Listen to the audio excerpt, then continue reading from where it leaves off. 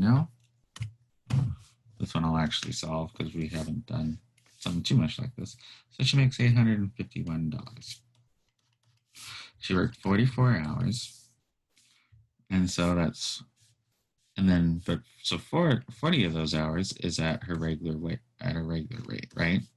Plus, she worked 4 hours, or 44 minus 4, at 1.5 times her regular rate. And that equals to $851. Okay. And so I want to know how much her normal hourly rate is. And so I'm going to say here X is her hourly wage, right? So for the first 40 hours, she makes normal rate. For everything over 40, so in this case, so 44 minus 40 is equal to $4 or 4 hours. So 4 hours. So for 4 hours, she's working at 1.5 or overtime, right? Her hourly wage. And total, she made $851. And so in order to, so here we just solve for X. And so I'll have 40X plus 1.5 times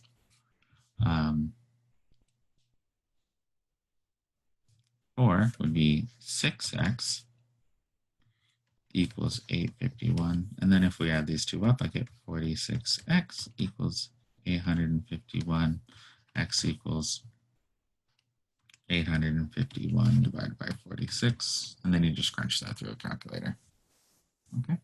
All right. So the rest of the homework questions seem to be encapsulated in the pre-practice problems I have for us.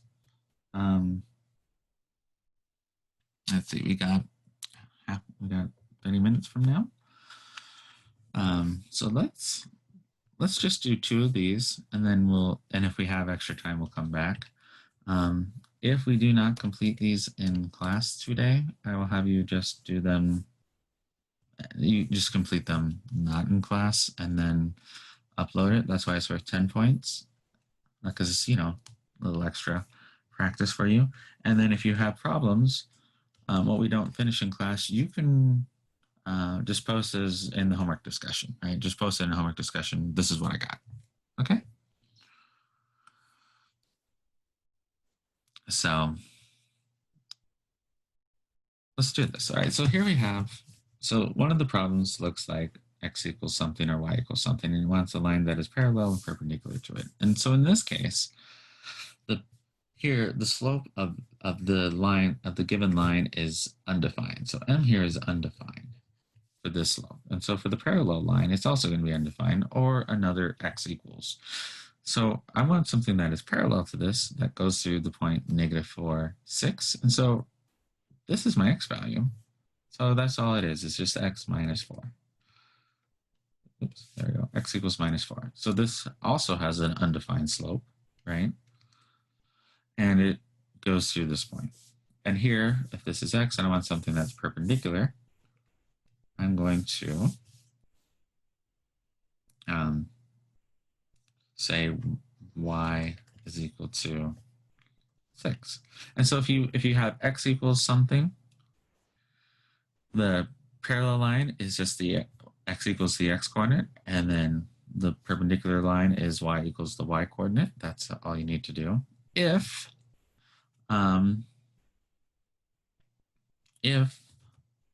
perchance you have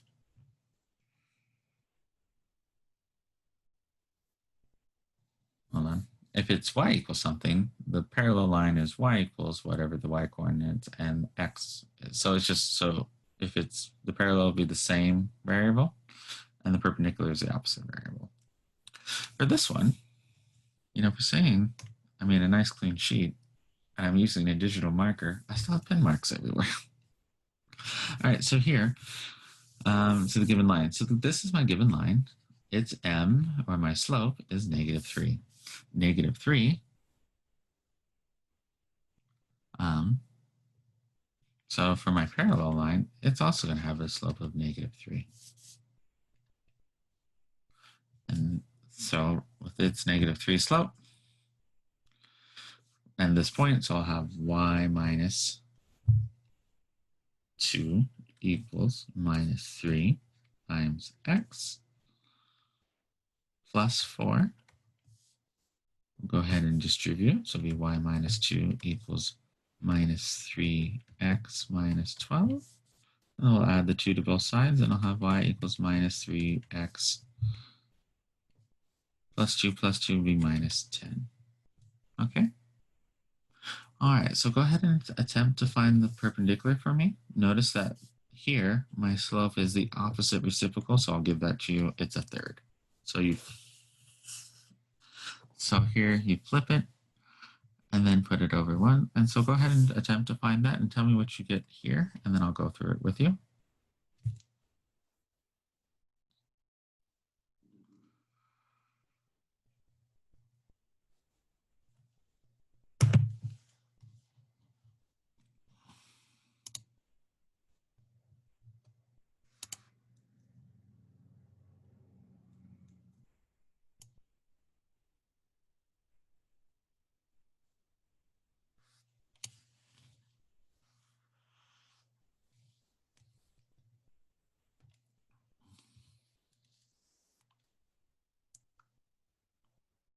I'm confused on it. Can we go over it again? Sure.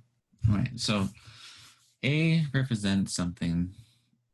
As other people are finishing this, I'll explain it. A represents, so A is either a so in this case, I have a vertical line at negative.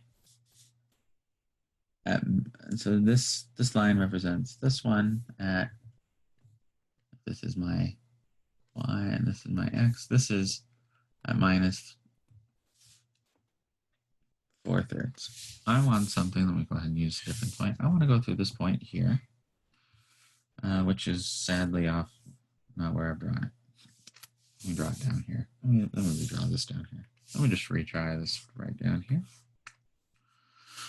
All right, so here we're going to have this line here, right here. I want to go through this point, which is minus 4, 1, 2, 3, 4, and up 6, so roughly here. And I want the lines that go through here. The perpendicular line, this perpendicular line right here, which I will do in, I don't know, pink, right? Or no, the parallel line. So I want something parallel to this. So it's going to be x equals something. So it's just this. Well, what's the value of x? Well, it has to be 4 because it needs to go through that line. In this case, let's go and grab this teal. I want something perpendicular to it.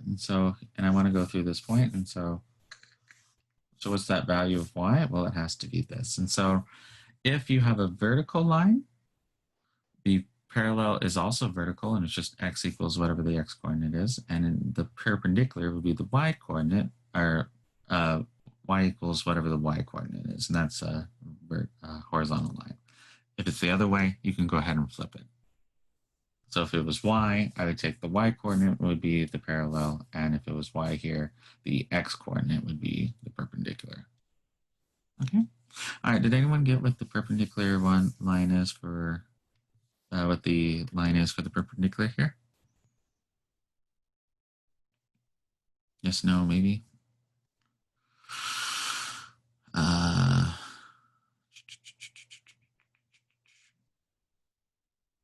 10/3, 4/3. Okay, let's go through it.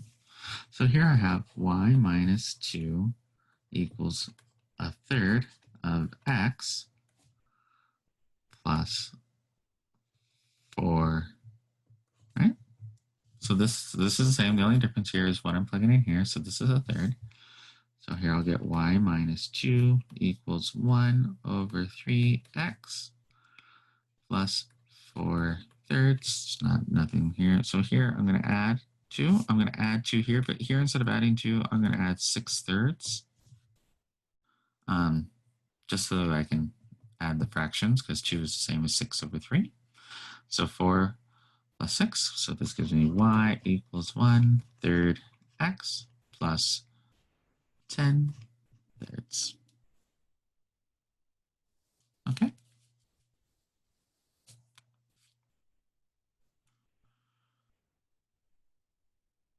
Oh, okay. Let me repeat. Let's pretend I have y equals negative 8/10, whatever. And I say I want to go through the point -2, 1. So for So in this case, so the parallel here is, it'll be whatever this y value is. So it'd be y minus 1, or y equals 1, right? And the perpendicular here would be whatever this x value is. So it'd be x minus x equal to the negative 2. Okay. And so for the x coordinate, so if your given line's just x equals something, a vertical line, it's just x equals -1 for parallel, x equals the 6 is the perpendicular. So it's just these coordinates here. If it's a horizontal line, the y equals to 1 is the solution, and then x equals to -2 is the perpendicular. Okay. All right. We've done a lot on lines. We'll save these two either for extra practice for you guys or not. Let's do some of this other stuff that you guys aren't super comfortable with. Or at least we haven't addressed today. All right, so let's pretend we have another loan situation. So here I have 13,500. One's at 7, one's at 11, and it's after a year. So here we're going to just redo this. We'll have 7% here. We'll have our 11% here. All right, and we'll have our totals down below. I don't think I left myself really enough room. Let me write this tiny bit smaller so I have more room. 7%, 11%. Let me just zoom in. Oh, that'll help me to be better. And I'll have my totals. So this will be my first interest rate. This will be my second interest, right? The total here is 1250.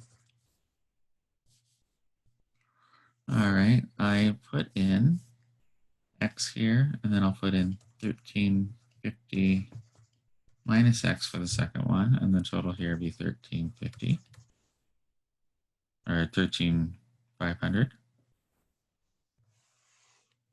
Here, my rate for this one is 0.07. My rate for this one is 0.11. And then the time for both of these is 1 year. Because remember, our interest rate is equal to IPRT. So here's my interest. Here's my principal. So if I put X amount into the 7%, I'm going to just, whatever's left over from the 13,500, that's what I put into the 11%. So I'll take 13,500 minus that. Okay. And so here we have the interest of A is equal to my principal, which I am marking as X right now, times 0.7 times 1. My interest for my second one, B, is equal to 13,500 minus X. Make sure I put the minus X in, times 0.11 times 1. And then I know that both IA plus both of these interests added up is 250, so I put 250 or 1250. But I know what this is. I can just plug that in here, and I can plug that in here. So I make one big equation. Let me simplify it. So 0.07 times X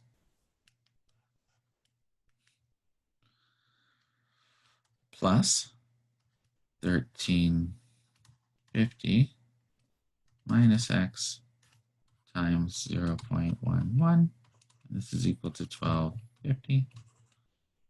And from here, we just solve it. So here I get 0.07x plus, and then I'm going to need a calculator. Calculator.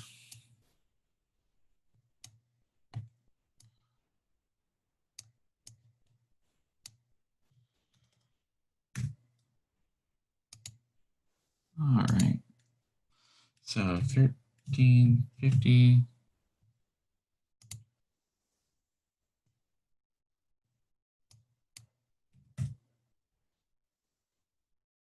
okay, so this is 1485 minus 0.11x equals 1250. 50. I'm going to move over this. I'll move this over. So 7, so that gives me 0.04x. And then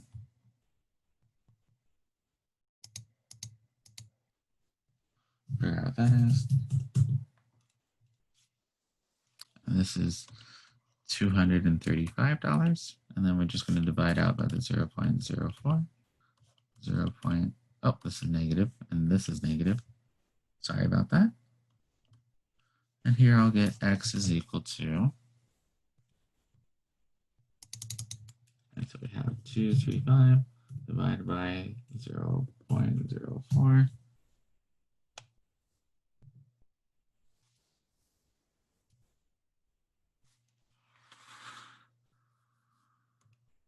And we get $5,875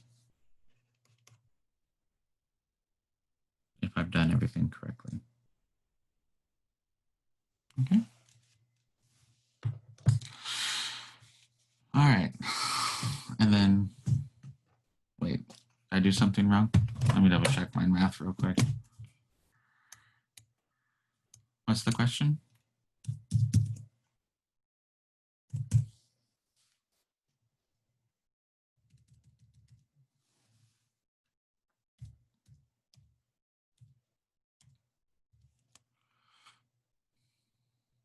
I see a wait, but I don't see the question, I guess. I guess he's typing it.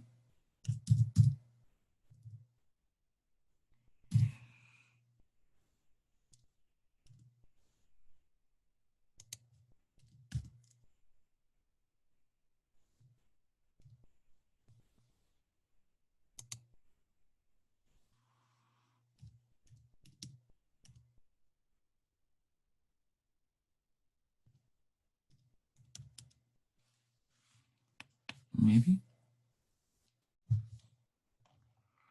Yep, it checks out. And so if that's that one, the next one is, so how much should I put in the other account then?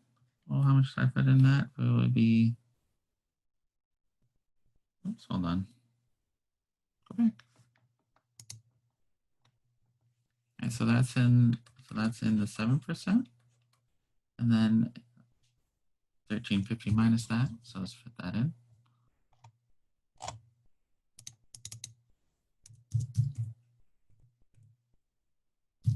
Minus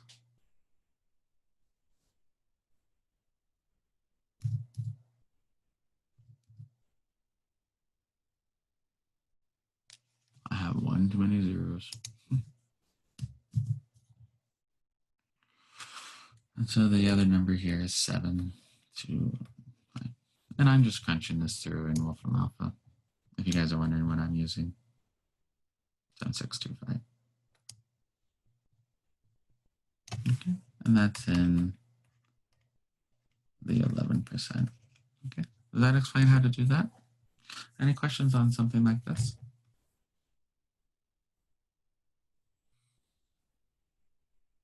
Yes, no, maybe. No, okay. So that's how you crunch through these. Just do the best you can. You can always check these, right? You can always check these. So after I did all my math, I typed it in, looked like this. It's like, okay. And then I can check that I did it right. And so here I got X is approximately. And so it's an approximation, right?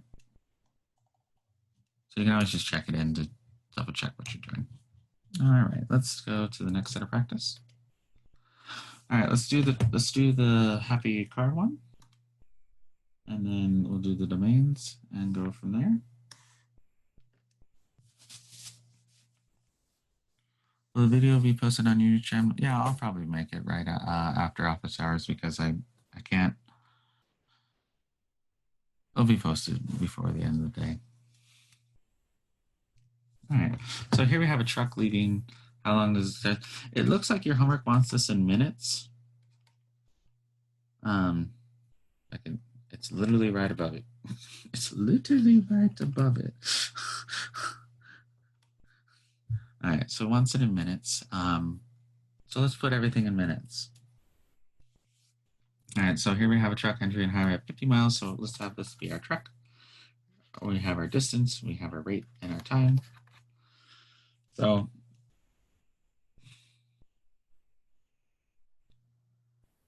I guess T is awful for a truck. I'm going to use a different. Go back. So we're going to want this in minutes. And so let's do R for truck and C for car, though I'm not having the same letters. It's sometimes good to have good notation. So we want this distance and this distance again to be the same. So this is like the last one. So I want the same here. My rate. So my time is the truck has 12 minutes longer than the car.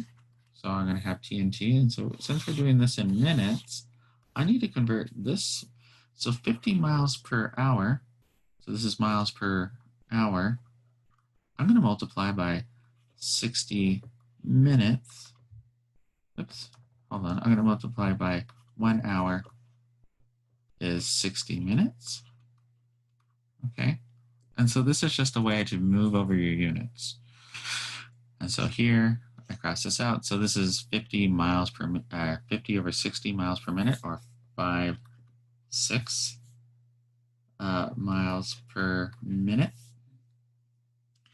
And here this is traveling at 65, so this would be 65 over 60 miles per minute. Does everyone see what I did there to convert everything to miles per minute? So you're just going to divide by 60. So just take this, divide by 60, this is divide by 60. These are the same, and so here I'll have 5.6 times T plus 12 equals, and so I'm going to set these this times equal to this times this, because here the distance is 5.6 times T plus 12, and the distance here is 35. 65/60. You can simplify it, not necessary. Times T. And so this is the distance you traveled in T minutes. I want to know when they're the same. So here, this is 65 over 60 times T. And here we just solve. Okay. All right. And in order to solve this,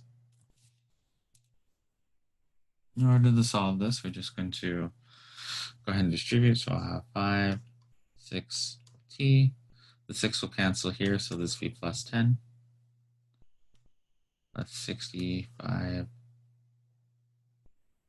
And you know what? I'm going to write this as 6.5 over 6. This is a terrible thing to do, but just for the sake of easiness of solving this problem, here I have the same denominator. So when I move this over, I'm going to have 10 equals, so I'm going to minus 5/6 from both sides. So this is 1.5 divided by 6t. And then when I move this across, it'll be 6 over 1.5 times 10 equals to t. And then I just can crunch that through in a calculator. And I'll do that real quick. 6, or I'll just make it easier, 60 divided by 1.5. And that should give me 40. And so t here is equal to 40 minutes. Okay, so that's how we do that one. All right. Let's talk about domain for a second. So for domain, domain is whether things are allowed. So that's correct. So remember, all polynomials allow all real numbers. So you're allowed all real numbers here. So all reals, or in interval notation, it'd be everything. Here, for b, remember that square roots have to be positive or 0. I can take the square root of 0 at 0, but this has to be positive. So I have 3x plus 1 is greater than or equal to 0. And then here, we just solve this. So I'll move the 1 over. I get 3x is greater than 0, or hold on, negative 1. And then I'm going to divide by 3. And since I'm dividing by a positive number, even though this is negative, I'm dividing by a positive number, it doesn't change anything. So x has to be greater than or equal to negative 1/3. So here I'm just solving out my solution. And so here x can be negative 1/3. Because if x is negative 1/3, notice this gives me a 0 here. And that's okay. Oops. And since I can be that number, I use a bracket. And then this is all the way to infinity. Because notice here, if x is 5,000, it's fine. All right, so here, notice what's on top. That's okay, right? What's on top's okay, but down here, the square root has to be positive. But not only does it have to be positive this time, it also cannot be 0. And so in this case, I'm going to take this and say 2x plus 1 is strictly greater than 0, right? Because if it was 0, I can't divide by 0. And then here we just solve for this. And so here I'll get 2x is greater than 1. And then x is greater than a half. And then I just write that in.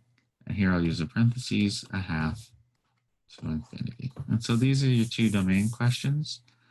It just basically just turns into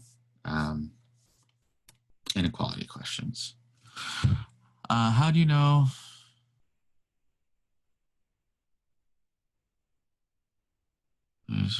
Isn't one negative? All right, let's go. Let's answer the questions real quick. Why wouldn't it be negative? Oh, so square roots, I can't take the square root of -9, so I'm not allowed to do that. And so I need to force this to be positive, so that's why I'm doing this right here. So this forces it to be positive, okay? So I'm forcing the expression inside to become positive here when I have, let me go ahead and get rid of what I highlighted it with, right? So here I have 2x plus 1. This 2x plus 1 also must be positive, but it also, at this point, can also, not only does it have to be positive, but this one, it's allowed 0. The square root of 0 is 0. Why? Because 0 squared is equal to 0, right? All these statements are the same.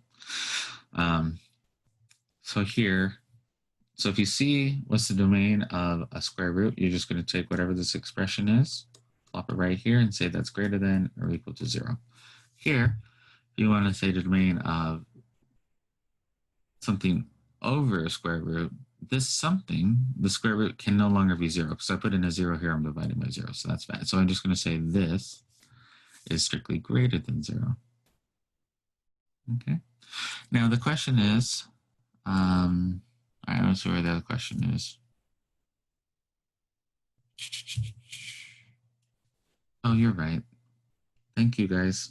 I forgot to take out the negative sign. Thank you. All right. What are the other questions? Questions isn't. Yes, that'd be negative. Thank you. It's negative. Yep. So parentheses equal. So here the parentheses mean strictly less than, right? Or up to that number. So this, in this case, strictly greater than. So it doesn't include a half. The bracket means include that number. So if you have a line underneath it, so think the line means the line. And if I don't have the line, think the parenthesis. Okay. So we just ignore yes, because up top right now, this is everything on top is a polynomial, so it takes any real numbers. Yes. All right. And then, okay, any other questions for these three?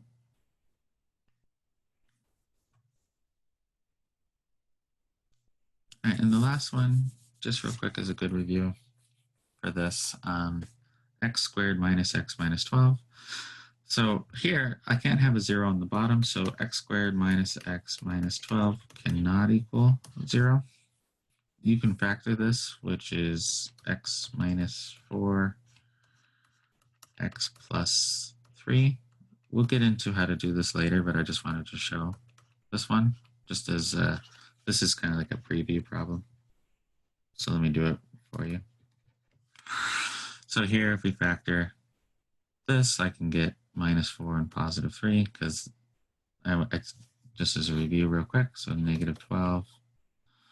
I can have a negative 4 and a positive 3, or a negative 3 and a positive 4, or a 2 and such forth, but we can stop right here because this gives these two add up to give me this. So that means x cannot equal 4, and x cannot equal, oops, a minus 3. And so we'll just fight from 0 to minus 3, union, minus 3 to 4, union, 4 to infinity. You won't see this quite yet, but this is a preview for what's coming.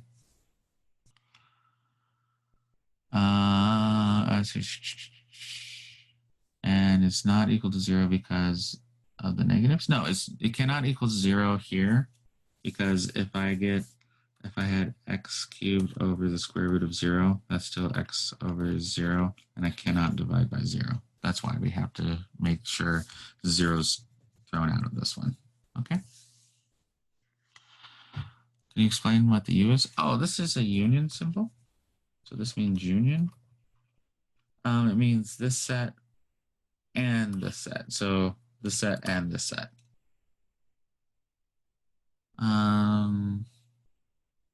Oh, wait a second. So I meant for D. Oh, okay, for D. It's not equal to 0 because of the negatives. Oh, so here I want this. I can't divide by 0. So if I plug in 4 into this, 4 squared is 16. 16 minus 4 is 12. 12 minus 12 is 0. And so I'll have 1 over 0. And so once again, I cannot divide by 0. Same thing here for the 3.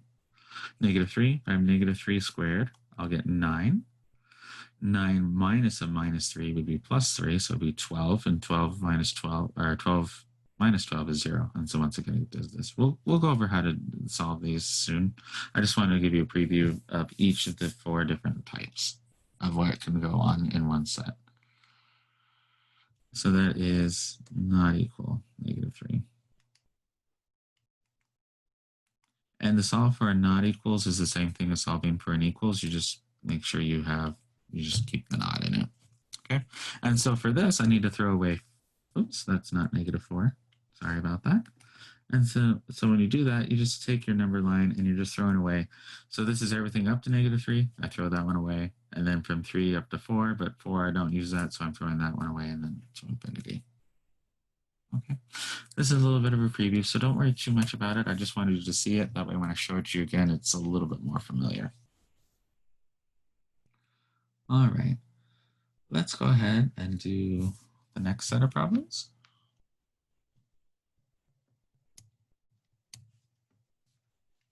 All right. All right. All right. So let's pretend I saw this, right? Let's pretend I saw this. This is awful. And so how would I solve this?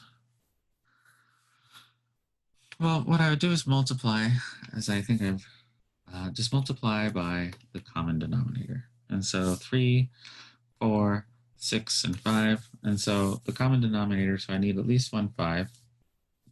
I need a 3. This 4 is actually a 2 and a 2.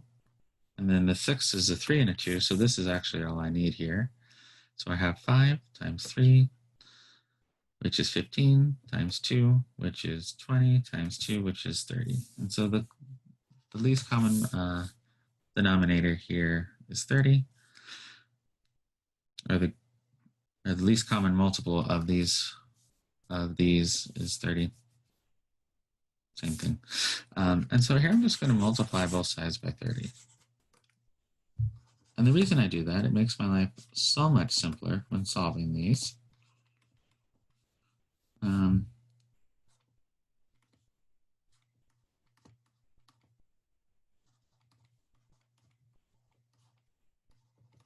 Okay. So if I multiply by 30, both sides, so let me do it one step, so it'll be 30 over 3 times m minus 2 times 30 over 5 equals 30 times 3 over 4 minus 7 times 30 over 6. Now what I do this, well, this crosses out this and leaves me with just 10. The 5 crosses out with here, which leaves me just 6. The 4 crosses out here, I do this wrong? The 4 should cancel. Hold on. Hold on. My brain might have died.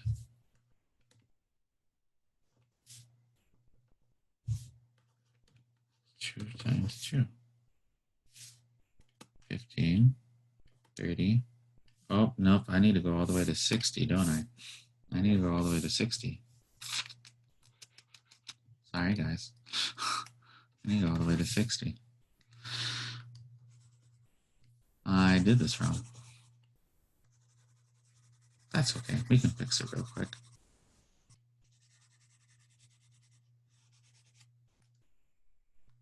So here we're going to multiply by 60.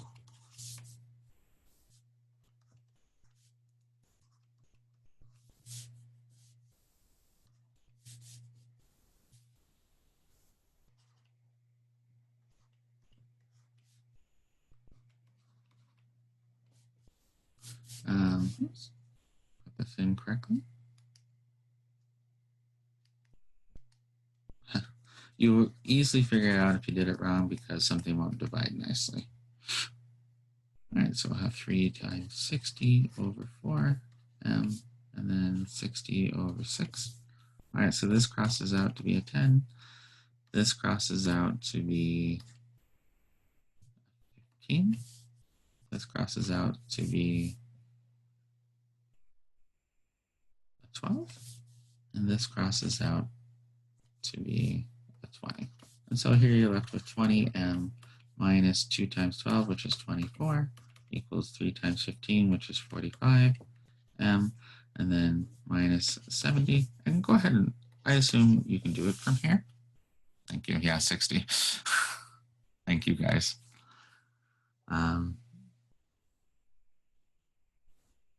actually not terribly sad I make mistakes from time to time because when I crunch through, I can show you why I was like, oh, that can't be right, and explain my reasoning because once I noticed something didn't divide out.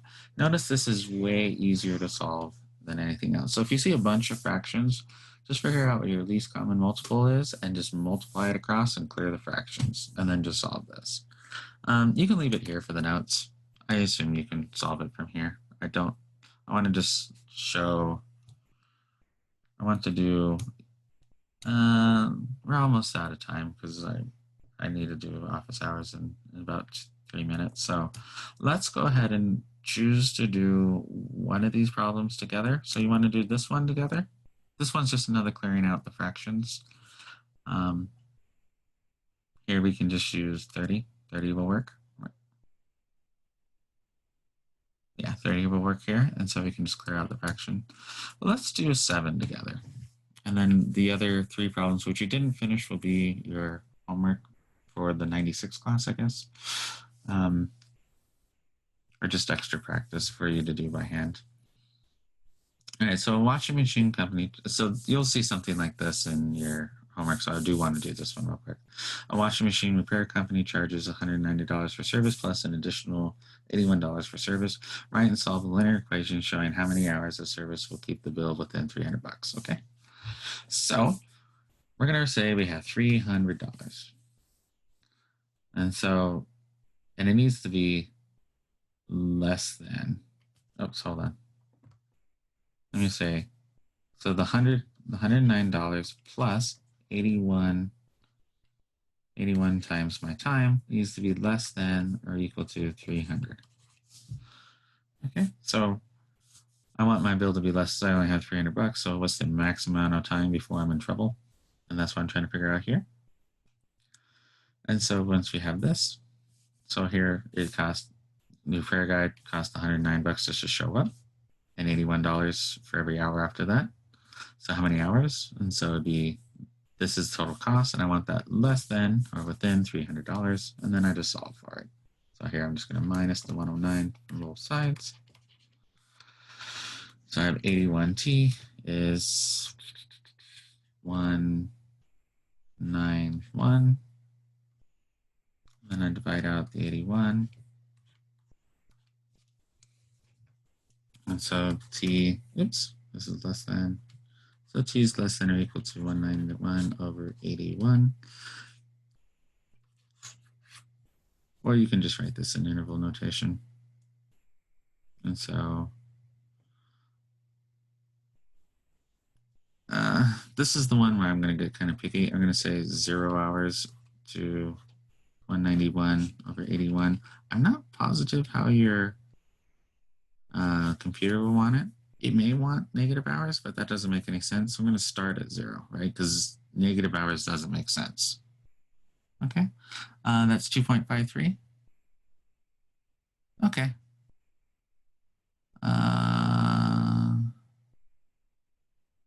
Oh yeah, let me type that in. Let me just double check it real quick. 191 divided by 81. That 2 point, yeah, it's about 2.35. And so another way we write this v is 0, and because this, if you crunch it through, is 2 point, roughly 2.35. Okay. All right, guys. I'm going to technically end this session because it's 11 o'clock. I'm going to technically end this session